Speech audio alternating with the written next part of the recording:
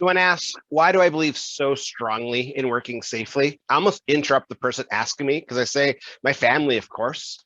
I'm sure most of us think the same. So when we work safely, we can make it home safely to our families and our loved ones. We can just enjoy life like we're supposed to. So one of my favorite quotes is operating within the boundaries of compliance. So once you know the rules, you understand the game, you understand, okay, this can hurt me, that can hurt me. I need to navigate through this. Your job honestly becomes a little more clear on how you can do that, how you can make it home safely, because you actually understand the game, you understand the routes and all of that good stuff. So in today's episode, I'm excited to interview my friend and mentor, Nelson Brison. So he's the owner of Contingency Safety Solutions. So with years of experience in various industries such as steel, ships, construction, and more, Nelson has a wealth of knowledge in regards to safety and the importance of working safely so that way we can make it home to our families. So I really recommend that you check out Nelson's, just visit his website, which is contingencysafety.com, as well as connect with him on LinkedIn. So I've made sure to include the links in the show notes. Let's get to it. One. Hey, Nelson, thank you so much for hopping on the Truck Focus podcast today. I'm just really excited. I know we've had a handful of conversations, and the biggest takeaway is the value. And you really mentor me, if you know it or you don't know it, but I really see you as a mentor, and I really listen to what you have to say. So I'm excited that we're in this platform talking about a couple of really important things. So that way, yeah, our audience can have some value too. So welcome. Well, thank you. I appreciate the compliment, and it's great to be here. It's awesome. We've been talking about this since April, and I checked when we had our first conversation. I think it was April 22nd. When we had our first conversation about you and I having a podcast or doing this. And I think at that point I'd only done one, maybe two. Nervous podcast guy, right? Nervous camera guy. But after I've done a couple, I think that's gone away a little bit. And I've actually been in front of a camera and done a couple of videos recently on safety. And I'll return the compliment because it's your advice and information that help us build our base the way we want it to. And I'd almost gone down the wrong software provider road. And you said, hey, you need to talk to these guys. And you were right. And I've been paying attention to you, as you know, through social media ever since. That's awesome. Yeah. So, and you have a good perspective. You're very transportation oriented. You understand transportation and trucking. And as we were talking earlier, just prior to you hitting the go button, I think within the industry, within the safety industry, truck drivers, truckers, people who work in the trucking industry, whether they be dispatch, office workers, dock workers, it's a very harsh industry. And you live right next to, in my opinion, the harshest place to carry on that trade, and that's in the mountains. New challenges as of last week, lots of washouts. The main arteries aren't functional anymore. They, there's a good chance one of them won't be one of the major ones for possibly over a year by the looks of some of the damage. And we've relied on truckers so much in the last 2 years. We respect them in the industry, and they get some roadside sign coverage, and I think it's up to us, not only in trucking and transportation, Josh, but in some of the other critical industries that they service on a regular basis, to raise the profile and the importance of safety to these guys and for these guys and for their families. Yeah, I agree. And I love being able to have a conversation with someone that I always say gets it. And the fact that you've driven in the passes, you've driven through the mountains, you've worked in BC, I can see how we align when we talk about the challenges. And I often say professional drivers are so undervalued, and you have a disaster like what BC is going through right now, and my heart's with them because that's my home. You're just like, okay, there's people literally trapped in Merritt, BC right now, and thanks to all the emergency service. Yeah, right. And It's getting a little better, thanks to military emergency services, all the road crews working around the clock to help evacuate people. But just the thought of I'm doing my job. I live in Saskatchewan. I have to deliver in Vancouver. I find a place to sleep in Merritt, or I find a place to sleep even in Hope, because there's some people that were stuck in Hope. Just all of a sudden, literally have a natural disaster. Say, well, you're not going anywhere. Just the thought of that to me, just like, I love my family. I love my kids, and I get homesick if I'm away, even on like a 2-day work trip. So I could not imagine going through that, knowing that you're already exhausted because you've already been on the road for 2 days. You're already uncomfortable. The bathroom situations are never pleasant. You have a limited amount of food, so that way it doesn't go bad on your trip. Just to get literally wiped out like that, where you're stuck, like, that's where I think our industry, or our society as whole, as people, really need to uplift our professional drivers 24/7. And I love Driver Appreciation Week, but it shouldn't just be a week; it should be a year. And It should be. You're right. Yes, having a week means people can say all the right things for a week, and everybody's social medias all look great. Thank a trucker. But I have traveled across the country in both directions more than once. I can honestly say multiple times truckers have bailed me out of trouble on the road, have guided me in difficult situations. On the same basis, coming down a steep grade, I get the hell out of the way and let them go by. They let me go by climbing uphill. But when I've been in trouble in bad weather, I've had big rigs slow down for me, keep me in the rear view when I couldn't keep up. I went up the Coquihalla in a bad storm and not real good snow tires one time, and only one trucker ahead of me with chains on, and he could have left me behind many, many times. And it was a 7-hour trip from Vancouver, from Chilliwack. Yeah, it was a slow drive, and we made it. So yeah, my appreciation for truckers, which I already had. I mean, at 15 years old, I went to work in a truck stop, hotel, bar, lounge, 130 rooms, hotel, motel, inn. Learned a lot of things from truckers I probably shouldn't have. Right? Yeah. And I worked in industries, one that depended on trucking, two had their own internal trucking, and I shipped steel and construction products all over to and from North America.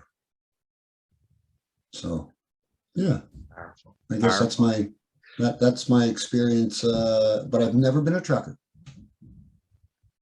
Hats off to me. I don't think I'm tough enough, to be quite honest with you.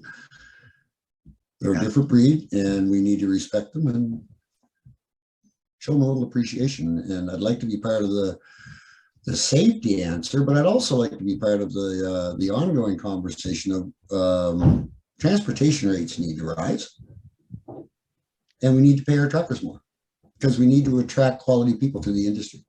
Yes. Yeah, completely agree.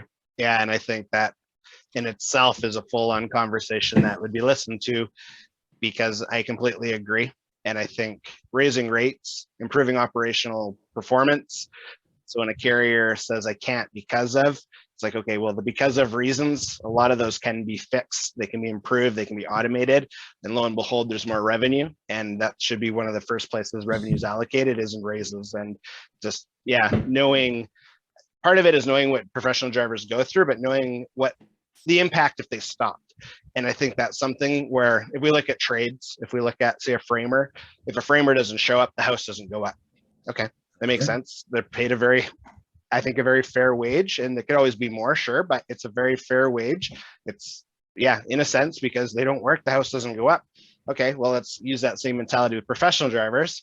They don't show up, there's no food on the shelves. And as we've seen through the pandemic, different people, that are mass purchasing and shelves are empty. It's like, okay.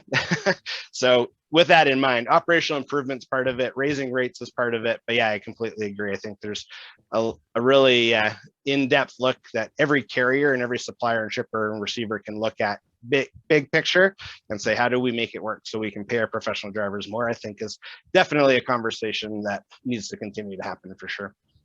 Well, and I think we're approaching or broaching that change in mentality, at least on some levels.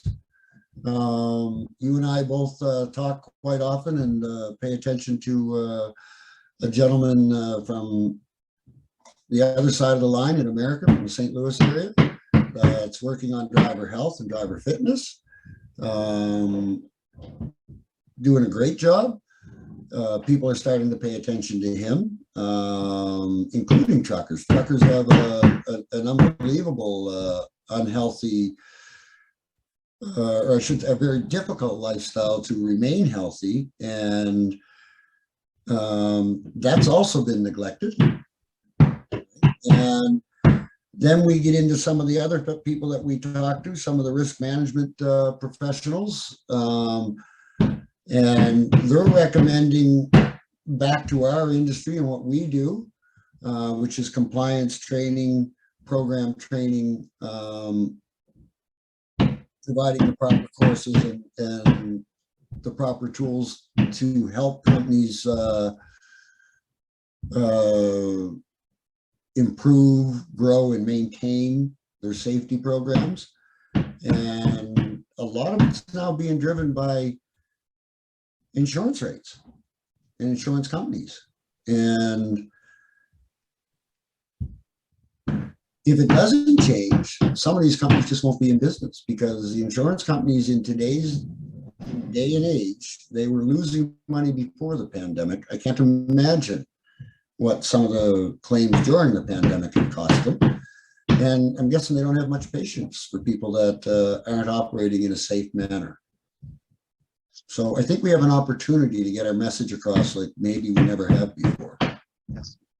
Yeah, I agree. And I think the fact that we have social on our side, social media, everyone has access to the internet, everyone has access to, maybe not everyone, we'll speak North American, land and population, and we're a large part of our population owns some form of a smartphone. And so there's really I guess the rate of technology being integrated in multiple industries, and the fact that you can speak on a phone within seconds if needed to, what is a workplace policy? What is a safety plan? What is an emergency response plan? Like, there's so many tools out there now. There's companies just like yours that are industry leading. And I'm really excited to even talk about contingency safety, because I really value your approach. I really value that you value people, and you've been, absolutely. I think to me, that's one of the biggest things when we first started talking. I'm like, okay, I can really tell Nelson values people. And one of the first questions I like talking to is, who are you? If you described yourself, and I think sometimes I wish I could describe my perspective of someone, and my I'm perspective. I'm not real good at doing myself either. So. Yeah, which is fair. I think it's not a question we often think about, but I like thinking, okay, who values people so I can uplift?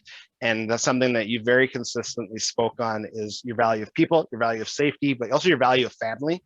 And pretty much every conversation we've had, we've been able to bring in our families, and the fact that that's to us, it's part of the I guess the beat of the heart, where we're like, well, yeah, I do this for my family, or I had this experience like you were just saying with your daughter before when we were talking off camera. And it's just like, those are the things that get me so excited, because that's what I'm trying to install in my sons. And again, as a mentor to me, it's nice when you can be very confident about the fact you care about people, you really care about safety, and you really care about your family. I think all in all, that's a really special package of a professional that I'm really grateful that I can use the podcast to highlight. And it's just, I'm excited for just the direction that you're going. It's really exciting. Well, isn't that what we're in it for? Really, what you just described. I believe, kind of throwing it back at you, I believe you're in it for the same reasons. You have Avery involved. He's growing up in the culture of, one, the transportation industry, but two, a safe culture in the transportation industry. Yes, my daughter drove flat deck, tilt deck, I guess they're called. I get corrected if I say it wrong. For 5 years, about 20% roadside.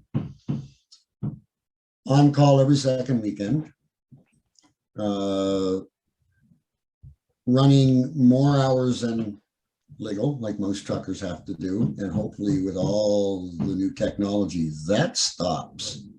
And rates will have to adjust because of it, because these trucking companies are doing everything to hang on, right? And yes, I've gone on some roadside trips with her on the weekend in snowy, wet, slushy, horrible conditions. And I've also gone to pick up and delivery on construction site with her. And I have some insight from that perspective as well into the trucking and transportation industry. And also my son, funny you mentioned framers, he was actually doing concrete framing on the 4th floor, exposed, of a multi-story condo building in Bedford, Nova Scotia. And the weather came up and the wind came up and he was blown off. No harness, no tie off, no anything. They didn't provide anything. He grabbed onto a canvas tarp, or I should say a tarp, not canvas, I guess, that had a 4x4 attached to it that was designed to hang down over from the 4th to the 3rd floor to prevent snow, wind, and rain from entering before the walls were completed. And he flung himself in on the 3rd floor and he was off work. A week before that, a kid had fallen off further down the same hill on the same road and didn't have such luck. He was on CBC News and there was a big kerfuffle about it and they charged some companies and this and that. But what interested me the most, and this was numerous years ago, WCP couldn't get him off the claim quick enough, and the company let him go. And there was no recourse for him. So here's an injured worker in an unsafe situation. And nothing really happened. Some of my best friends in the world are some of the most talented safety professionals there are, in pipeline, in industrial, shipbuilding and construction, ship repair, trucking and transportation. I've been in steel fabrication, where again, we trucked and shipped stuff all over the place in pieces, parts, and safety always concerned, making sure loads were tied down right. Site supervising sites where welders are welding, electric welding in the rain, tarped off, and a lot of safety violations. And I've seen executives of large companies standing around and watch it and nod their heads up and down, thinking it's fairly impressive. And I'm thinking those young kids are working their hearts out to make a paycheck to take home to their family. And they could get electrocuted. People are kind of clapping for them, right? Yeah. Geez, there's something wrong with this. So about 2.5 years ago, we got together and we had a conversation. We don't believe safety was being addressed in our region properly from a leadership perspective down. We have to get to talk to the owners and the presidents and the CEOs. If I go into the field and I tell somebody that they need to put this on and that on and this, and they got to tie off and they have to have their full confined space training to go into that room and that hole. I'm just a compliance guy and I'm a bossy guy. And when I go around the corner, that's over. That culture has to start from the top. It has to be we don't do it that way here. Here's how we do it here. And you'll do it safe or you won't do it at all. One, we're not going to get in trouble with compliance, the RCMP, the labor board, or are we going to be sued? And two, at the end of the day, you and I have both seen the stats. Companies with great safety policies are profitable. Yes. Yeah. I often shake my head I'm very involved in the transportation industry more than others. And I like that you have, again, from a mentorship standpoint, you've been able to touch on so many different sectors that trucking is part of, that your scope and your ability to see, I think the downfall of safety professionals is we see the bad before they happen. So sometimes we're perceived as negative. Right. Yeah, and we need to keep the conversation positive. Correct. Yeah. And it's not right. a scare tactic. It's the human element. And I often think the amount of ridicule that goes on for cargo over steel, but not the process to cargo securement over steel. That's ridiculed, but not the process to put the cargo securement over the steel. That's not ridiculed. Or if you have super bees with lumber and you're expecting someone to tarp in 60-kilometer winds, it has to get tarped so the product's not damaged, and it has to be tied down properly so it's safe on the road. But yet the professional driver at the mill facility is basically falling off of the load every 2 steps, and that's not addressed. I think that's, again, where you really see the culture of an organization. It's like, okay, what do you actually care about? Is it the almighty dollar in your client, or is it the actual protection of the worker? And I often shake my head, and most safety professionals can agree that there's gaps everywhere. And like you said, if someone's clapping because someone's working in the rain, but yet they could be electrocuted, it's like, oh no, there's some changes that have to go here. And I identify it as we operate within the boundaries of compliance. So once you know the rules of the game, that's where you're profitable. So if it's trucking related, if it's construction related, and you said it, safest companies, they make good profit. And it's because there's all of those hidden costs. So it's the recruitment costs, it's the retention costs, it's the WCB costs. Huge retention if people feel safe in their workplace. Absolutely. And who do you think they're going to tell right away when they're hiring? They're going to tell all of their friends that are also really good at X, because, hey, I make it home every day. I got 10 fingers 10 years ago, and I still got 10 fingers today. And I think that part of the conversation is not valued enough, because often as safety professionals, you're identifying negative gaps instead of talking about profits. And I think what you're doing with contingency safety and how you've built a strong team, basically coast to coast, I think is really impressive, because like-minded professionals that come together and you can speak in confidence, that's where change can happen. That's when the CEOs of the big companies will listen, because they're like, you got experience in this, you have experience in this. Okay, I trust you. Okay, I'm going to hear what you have to say. And it's not just one safety person trying to make a change internally. So no, we work very hard, Josh, at building a foundation of knowledge and experience, not only in transportation, but cross industry. And what's very interesting is everybody that we deal with in safety has been in transportation, trucking, or shipping safety at one time or another in their careers. Because, as I mentioned before, we don't do anything without transportation. We never have. Wagon trains, right? But, planes, cars, boats, and buses, and trains. Yep. And I've also gone across Canada on a train too. Nice. That's very cool. To Banff. Very cool. Yeah. To Banff. I moved to Banff on a train. Wow. Because of a safety problem. Wow. I was working out of the bullpen as a stevedore on the Halifax waterfront. And they had a big problem back at the time. This is in mid-'80s. And seniority ran the union. They've done a lot to correct all of this since. And the best job on the waterfront was a crane operator. Paid the best, least amount of physical work. But some of these old guys were into bad habits, and they drank a little bit on the job. And there was nothing anybody could do about it. They were protected. Seniority, hard union rules. And we were working in the bottom of an old Japanese freighter. And it had water and rotten stuff in the bottom of it. And we, no real flat floor. It was just a hull. So we had to put pallets down to make a flat floor. And by lunch, and we were loading bales, open wooden slatted bales of asbestos from Thetford mines in Quebec.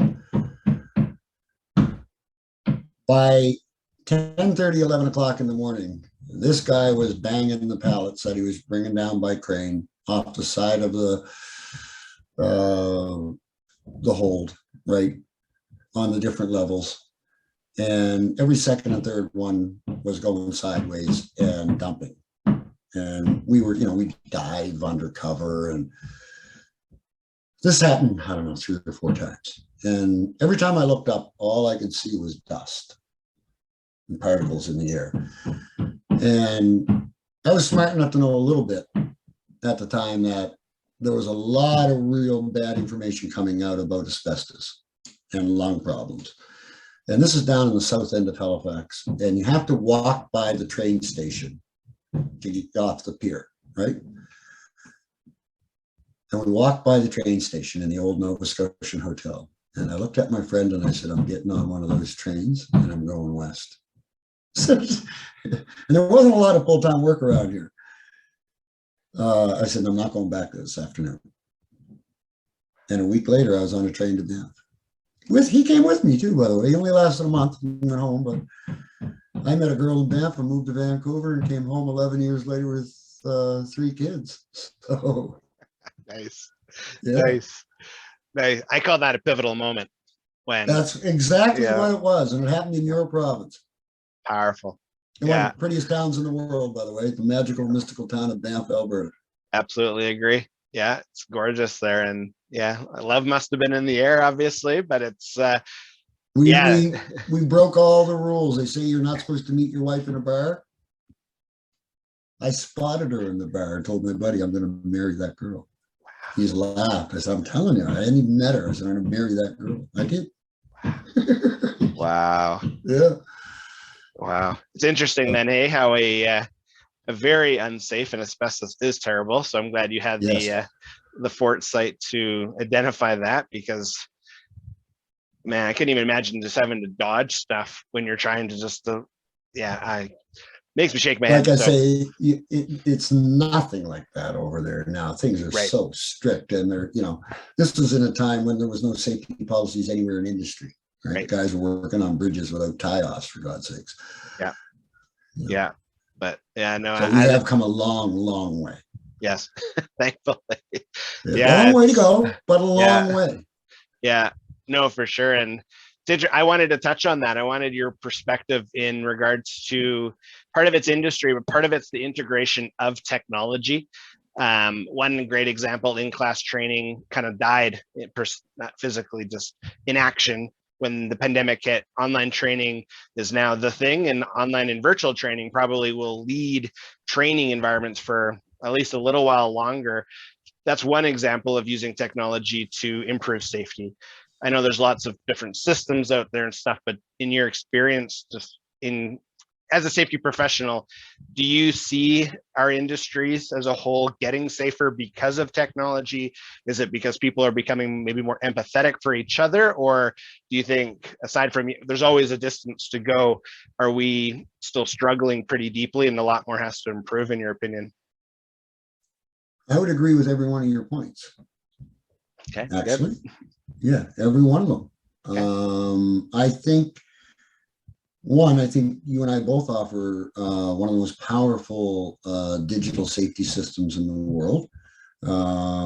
We use them a little differently, but the breadth and the robust nature of a safety system that's built by safety people for safety people, tested in transportation, oil and gas, and mining, gives us a lot of confidence to be able to work it to a client's needs. So one of the things that people struggle with, especially tradespeople, people that are working site level, ground level, in trucks, on trains, paperwork is a problem. It's a big problem. Yes. Whether by situation or where you are, weather, when does it get back? When does it actually get back to the file or to the manager so they actually know you had an incident, or they know there's a problem with your vehicle or your site, or what if that paper gets missing? Yes. Digital is going to prevent a lot of that. right? Reports are now automatic. People can work from their tablets. Not all of them, not all the digital systems are as capable as others. Record keeping will definitely be improved. It's going to bring safety more relevant because I do believe the courts and the lawyers and the insurance companies won't have to go into your office anymore and say, okay, bring out your safety manual, show me your files. They're going to say, send me your policies, your safe work procedures, your safe operating practices. Send me your manuals, send me your upgrades, send me your committee meetings, send me your incident reports. And you can send those tomorrow by email if you like. And that's the world we're taking off into. Yes. I do believe live training will never go away because it's necessary in some instances. There are becoming more and more ways to alleviate or accommodate that digitally as well. Safety rules are now allowing competent people to provide and supervise practical training in remote sites. And if done properly, you can, in particularly on our software programs, on our digital systems, you can upload video of how that took place for verification right into the file. Yeah. Right. But then there's times when you're working in a situation where it's new people and it's operator equipment stuff. Well, you still have to show up and do that. Yes. Right. And we still have a lot of older people in our industry who like live. Yeah. But I agree with you. Virtual and digital are definitely the ways of the future. Yeah. Yeah. And I think they're going to help improve things. Agreed. You mentioned an incident report, and I think it's interesting when you use the term "a picture says 1,000 words," and a video says even more. Right? Yeah. And I think the fact that if you have a piece of paper and you took 6 awkward pictures and maybe a video, and you have to try and get those all to someone, or if you have a platform where you can have a digital form which includes pictures and which includes videos, and then from an auditing perspective to even a safety follow-up perspective to the site soup at this site wants to see, what did you do? What's your corrective action plan? Like, what actually took place? Everything's in one spot instead of, oh yeah, I'm still waiting for that form and it's been 6 weeks. Oh shucks. Right. And yes. People get busy. Yeah. So there's a lot of, and it gets forgotten or it doesn't get filed, and all of a sudden you've got an incident and somebody's taking you to court and you're going, where's that paper? Yes. And it might be the one piece of paper that exonerates you, or one that the judge is in a cranky mood and says, guess what, guys? You're safe. You don't even follow your own safety program. Payroll's the same thing. You want to get paid, but you're 19 miles away from wherever and you can't get your payroll. Have the times marked down, so it's all good. Now, one thing that's working in our favor is a lot of other parts of the industry, including the manufacturers and the insurers. We're all working for the same goals and we're all working in the same direction, which that hasn't always been the case either. All talking the same message. And with these new ELD mandates and the fact that our safety systems are integratable and they can integrate with these things, no longer,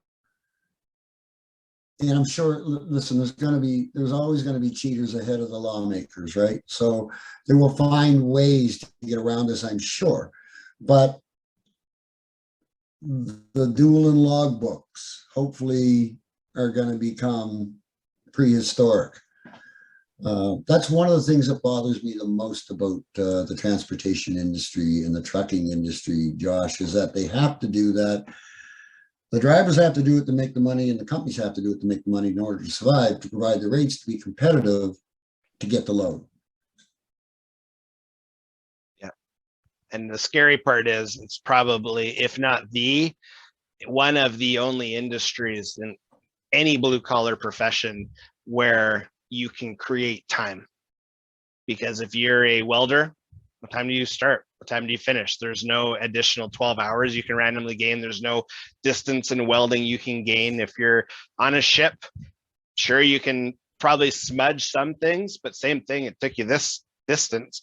But yeah, when you have a piece of paper and you have someone that is, it's not a positive skill. I'm very much against it, but it's a skill to run 2 logbooks where it actually makes sense, because I've seen some where I'm like, how did you do that? Like, to me, it's just, it baffles my brain. But I'm like, it's probably one of the, if not the only opportunities where you can create time. And it's unfortunate because some of it's bidding. So you're right. Some of it is a carrier bid that they're going to get there in this amount of time and do what you got to do to do it. And sometimes it's almost like a hostage situation, or it's like a human trafficking situation. Sometimes it's just rates. Right? Yeah. Sometimes it's just rates. Right. Yeah. And it's an industry that there's a gentleman in the States, and I can't think of his name, and he calls them the bottom feeders, and they need to leave the industry, right? And the guys that are in the race to the bottom, and then the guys with shady equipment, shady vehicles, drivers with bad driving records, no safety, easy to undercut the guy across the road who's got all of those things.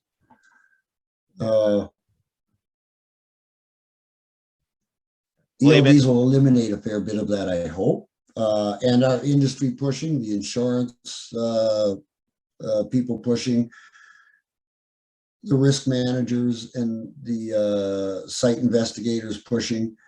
And it's just becoming more and more prevalent, because you're right. Families need to go home, need to have their moms and dads return home. And it's both today, right? My daughter no longer drives trucks. She's now an electrician. My son has his own contracting company now. I guarantee he follows good safety policy, right? And actually, the company my daughter works for, and she's in her 4th year apprentice. She's done it in 3 years. And yeah, she just works, right? Hard to believe how hard she works. They are probably the most advanced electrical contractor in Eastern Canada in safety. It's hard for me to even get my foot in the door. They do it so well. Right? We've done some stuff for them, but they really are good at it. Good. That gives me a lot of confidence. Good. Especially when it's your children. And everybody feels that way, Josh. You feel that way. Oh yeah. Yeah, I'm a very passionate person. I'll give myself that, but I'm not typically angry. But I'll ask, if Avery was on here, I could ask him, but I'll answer for him. But I'll say, I'm like, Avery, what makes Dad mad? And he's just like, unsafe actions and disrespect. And I'm like, thank you. Yeah, disrespect is high on my list too. Yes. It's one of the things my children were not allowed to do. Same. And yeah. I was pretty liberal about most things, but disrespect, bad behavior, I don't think so. Yeah. Not on my watch. Well, and you see it in why I take it so personally. I love my children and I believe in like being a good father, but part of it too is when I look at a lot of our workforce and I can tell who grew up in an environment where, like, okay, you don't always agree with authority, but you respect authority. And that doesn't mean someone's always right, but you still respect the person. And no, I'm not going to cowboy up and do this psychotic maneuver that's going to potentially hurt me or others. I'm going to do it safely. Like just those, to me, it's really basic. Like I make it very basic at home where I'm like, okay, you can tell who grew up in an environment that did not have that. And I didn't grow up in that environment. All of my, like I've been very blessed with different mentors and different just education and stuff. But yeah, when you see different people and how they live their life, no judgment to those people. I'm just like, I think we all have the opportunity to grow every day. And when you live with, yeah. And when you live with just a safe outlook and when you live with a respectful outlook, I just think you're a lot happier as a person. And yeah, good things happen to those that work hard. So it's one of the things my youngest daughter, who I haven't talked about yet, speaking of family, I'm not going to leave her out because she's the youngest one. She's got a teaching degree and a sociology degree and a minor in languages. And sure. Her first job, her first full-time job was last year in actually one of my old junior high, which had since become an elementary school. And that neighborhood, one, they built a large mixed neighborhood behind it very quickly. And there's a lot of poverty in the neighborhood now. A lot of single parents, a lot of drug problems. And she literally had fistfights breaking up in her classroom last year. And she taught a 4-5 split class. And like, she came home with just crazy stories. And this is a neighborhood that I grew up in from grade 9 on. And some of the best people I know in the world come from this neighborhood. And to watch that deterioration, although there's still good people in the neighborhood, there's still, has been very hard. And they've since moved, they've added pre-primary to the programs here. So the grade 6s in the smaller schools, there's no room for them anymore. They're booting them up to junior highs. So she follows her class to grade 6. The grade 5s from her 4 or 5 split. And the junior high down the road is even rougher than the elementary school she brought them from, because it's fed by the other elementary school in this economically depressed area. And her biggest achievement is they're not rolling around fighting in the classroom anymore this year. She is getting through them, and the thing she's teaching them the most is respect. And the reason she's getting somewhere with them is the effort and the time she puts in. And she worries about them night and day. And I'm going to tie this in. The thing she worries about the most is their safety to and from school. And when she can't keep her eyes on them, she stays after school walking kids home that are in other grades. She gets it. Power. It's about respect, feeling safe in your neighborhood and your home. And I don't think that's any different than industry. Correct. I know when a truck driver's on the road and his family's at home, 24/7, that's in his brain. Yep. Is his family safe? I traveled for many years in industrial sales and steel sales through the Maritimes, and spent the better part of most weeks on the road. And every time I came home, I had this wicked little dog, and he had died before someone would have touched my family. Every time I come in the door, I thanked him for looking after my family. Yes. Right? Yes. And I knew he'd eat somebody if they tried to hurt them. So I was, yes. you know. Yes. But I honestly believe, Josh, right back to what we've talked about in the past, I believe every single worker believes that. They want to come home to their family. And the ones that don't have families yet, they got moms and dads and brothers and sisters who want them to come home. Yes. So we're doing the right thing, I think. Agreed. Yeah, and I think hats off to your daughter too, because to me, being heard in a, doesn't matter the environment, but if we talk about poverty, I grew up very, very poor, and I remember I didn't grow up with a lot. I'm called the Dartmouth brat. I lived in every corner of the city. 12 right? houses and 12 years of school. How's that? Yes. Yeah, and so I get it. Yes. And it's nice that she does too, even though she grew up in a good home, because those are the things that matter. And those are the things that those kids are going to remember. And I think when you lead with empathy and you're willing to do things that's not expected of you, but you just really care about people, I think that is ultimate. Like, that's, to me, it's a badge of honor, and it's a superpower that not everyone has. But when you see in those environments, you're kind of like, you are saving lives. Like, it may not seem like it today. Maybe today it's a personal concern, but 6, 7, 8, 10, 12 years from now, when they're making decisions, they're going to think of the impact that she's having. And I think that is absolutely incredible. Yeah. They'll carry that with them their whole lives. Absolutely. Yeah. One of the reasons I have that empathy, and I like to see it so much, is, again, I grew up in that neighborhood. And there's always been a degree of poverty in that neighborhood. It's the north end of Dartmouth, Nova Scotia. But at one time, a little different. As kids, we hung out with, we didn't really care what your parents did for a living. We cared about who you were when you came outside to hang out. And the guy from the biggest family, the poorest family, he got the most education. He got the very best job. Actually, there's two of them that are close, but he got the best job. He's a CFO of a company that I think is in, it's some silly number, like 30 countries.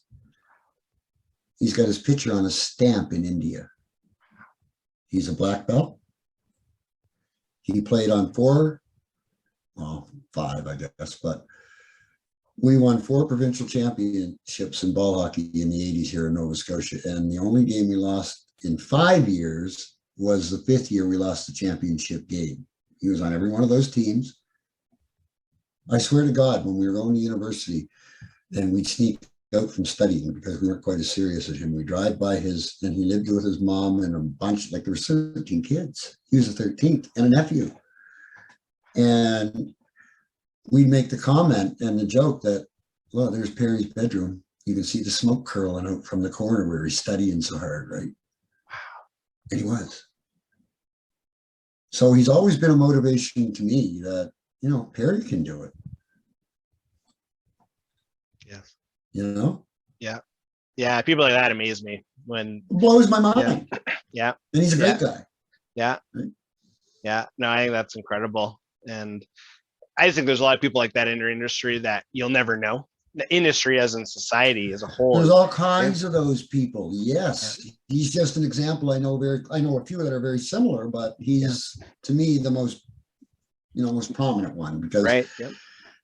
I mean, he didn't have anything. I mean, he worked for Uniroyal Tire part-time, flipping tires from 15 years old on to, pay his own way and buy his little car and all that kind of stuff, right? Like, which most of us did, but like I say, he didn't get it.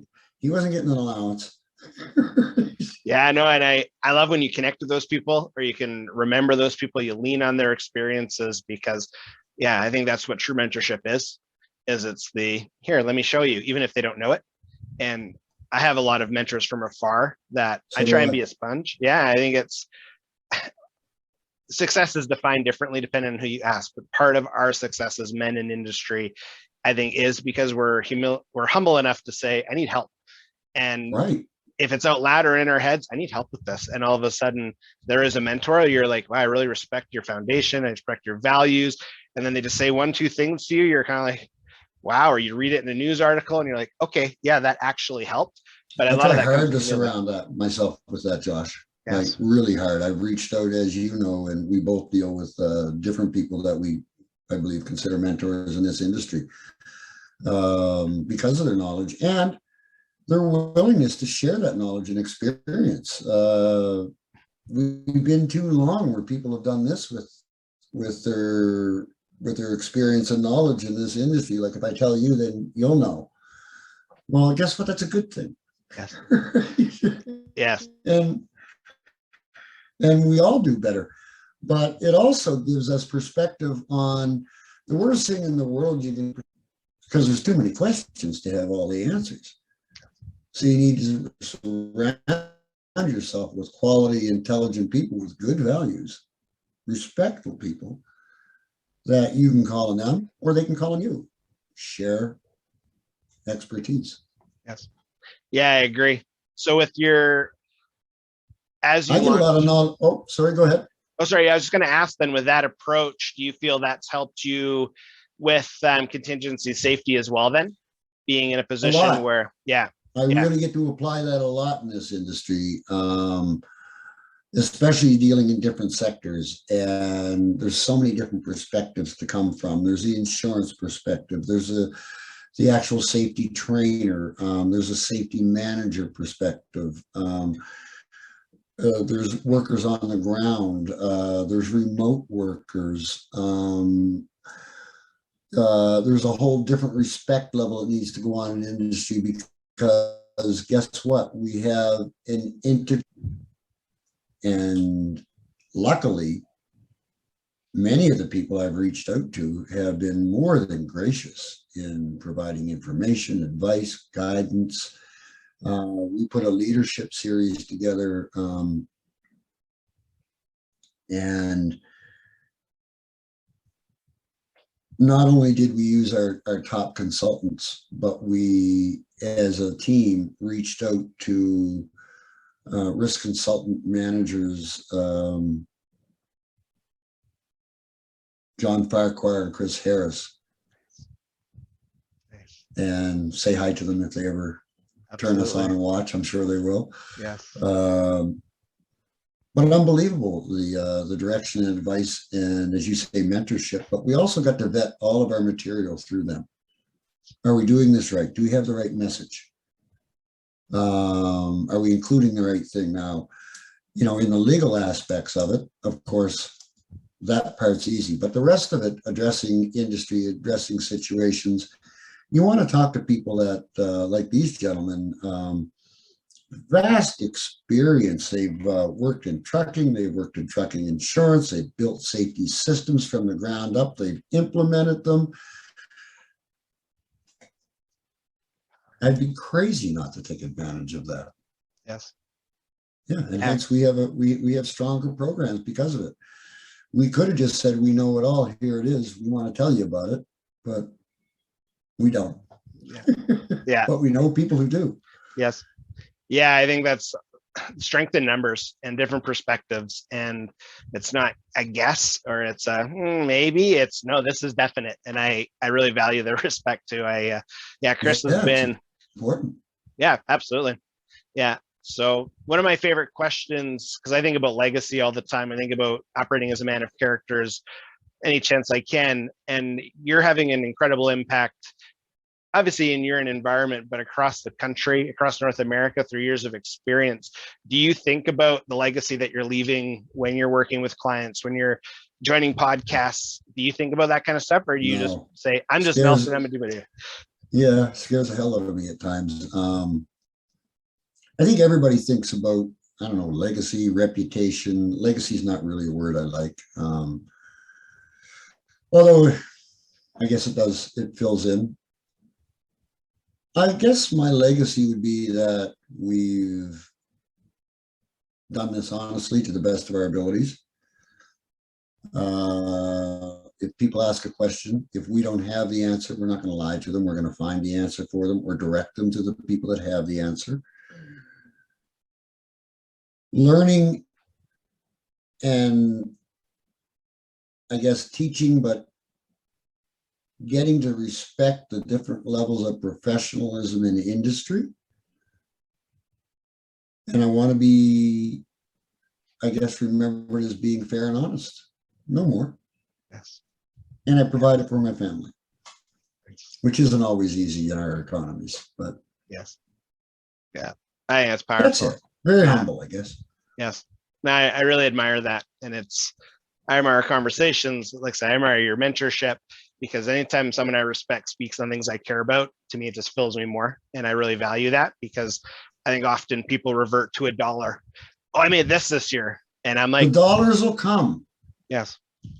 You know, and I know you sacrifice a lot to go into business on your own, and the dollars aren't what you think they are. Many people think they are. We started out as a team of 5. Not all 5 are on board anymore, because for some reason, some people thought that we'd hang a sign and people would call. Well, you got to do a little bit more than that, as you know. Yes. Right? And yeah. And yeah, so I'm not really even sure where I was going with that, Josh, but I think the passion and the care that, you know, both you and I work days, evenings, nights. This is a Saturday. Yes. Right. I had roofers on our roof pounding nails when we first started. I guess that stopped. It's I don't hear them anymore. Anyways, no, I guess legacy is not something I truly care about, but I would like to leave being respected for being fair, kind, People get in contact with you, learn more about contingency safety. Maybe they have questions directly on safety. Maybe they just want to shoot the breeze, but where do people go to learn more? Well, they can go on our website, contingencysafety.com. They can look us up on LinkedIn or myself on LinkedIn, Nelson Brison. And that will take them directly to our website. I can be reached by email at nelson@contingencysafety.com or by phone at 902-580-3554. And our website is full of places to contact us. And we have an Instagram account, as you know. Yes. Awesome. Yeah, and I'll include all the links, of course, in the show notes. And Perfect. just, yeah, people that listen to our conversation today, highly recommend connecting with Nelson.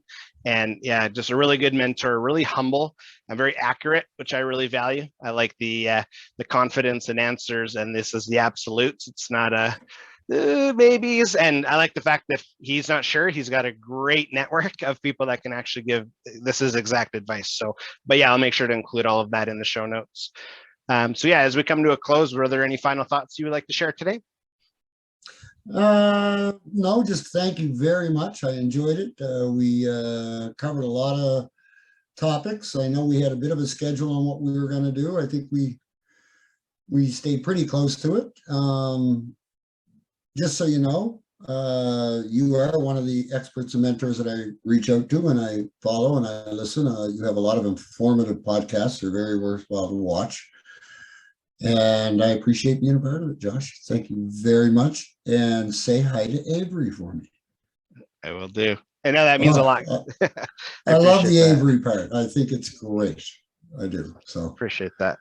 Yeah, he's well, yeah, I could have a dad moment for sure, but I just love the fact he gets it. He really values people. That's the biggest thing. And he values our industry and he understands how the pieces work to an 11-year-old's capability. But yeah, that's awesome. And just, well, and he's doing it with his dad. Yes. Yeah. It's, that was a big goal for us, even going into the podcast space was like, okay, what does it look like? How do we do it? But ultimately we're doing it together. And yeah, he's grown just as much as I've grown over the last, because we're about 9 months in now and it's been phenomenal. Just even him doing presentations in class, like he's not afraid to public speak. He understands, okay, take a deep breath. Preparation is key, like all of those important things. So yeah, I appreciate the kind words and I know he does too. So I couldn't do that at 60. Yeah, it's been, that's what I love about our industry though, is like there's, just raise your hand, say yes, and don't be afraid to suck. Like that's something that I talk about all the time. Right. Don't be afraid to like lots of room to improve and learn, and lots of people ready to help. Yes, I agree. And again, I just really value you hopping on the podcast today, and I'm grateful that even though we've talked about it literally since launch, I'm just super excited that you're able to join today. I feel the conversation we had was so value packed, like I knew it would be. And yeah, just honor your time on a Saturday too. That means the world. So thank you so much. You're welcome, Josh. Awesome. We'll talk soon. Sounds great. See you. Bye. Bye. Hey, Nelson, thanks so much for hopping on the podcast today. Honestly, so much value shared. I always value our conversations and just both of our appreciation for family. So thank you so much for hopping on. I also really admire your ability to clearly communicate the importance of all of us to work safely, the value of integrating technology into our workplaces to help improve our safety systems. And honestly, that's the ultimate goal. It's make it home safely. So if you want to learn more about Nelson and Contingency Safety Solutions, I encourage you to visit contingencysafety.com or connect with Nelson on LinkedIn. I've included the links in the show notes. And again, Nelson, thank you so much for taking the time to hop on today. This was a really value-filled conversation, and I really just appreciate your time today. This was awesome. So to all of our dedicated listeners, thank you again so much for taking the time to listen. I just really value your time and your investment of time, because anytime you hop onto the podcast and you're listening for say 50 minutes to an hour, there's just a lot of value that we're bringing to industry, but also really respect your time. So thank you so much. And if this is the first time you've ever checked out a podcast, perfect first podcast to hop on for the Truck Focus podcast. I really respect Nelson and I really value just all the information that he shared today. Really good conversation. So again, thank you so much. If you are listening to this on a podcast platform, platform, Apple, Google, Spotify, all that good stuff, I ask you subscribe. So that way you're notified of upcoming episodes, as well as like and share this out. There's a lot of value in today's episode that I believe others need to hear. So again, subscribe to the podcast player that you're listening to. But also, if you are listening to this on YouTube, what's up, YouTube? Really value just, the different platforms that we're able to share on. So same thing, ask you subscribe, hit the notification bell, so that way you're updated of all upcoming podcast episodes. We do release one at least once a week, normally Mondays. And again, just really appreciate all of your support. And I really hope you have a really wonderful day. Let's create a pivotal impact. Bye.